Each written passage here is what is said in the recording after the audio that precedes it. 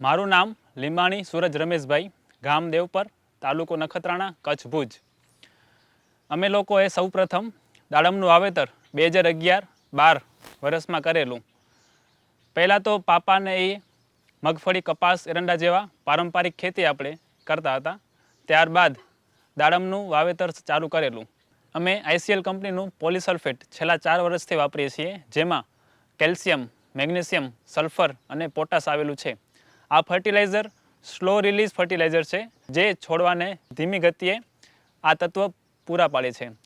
પોલીસલ્ફેટ વાપર્યા બાદ દાડમની સાઇઝ અને શાઇનિંગમાં સારું એવું રિઝલ્ટ મળ્યું છે અને અમે સારી ક્વોલિટીના ફળો અત્યારે લઈ રહ્યા છીએ. મને ગર્વ છે કે હું એક કચ્છનો ખેડૂત છું. હું દાડમની ખેતી કરું છું.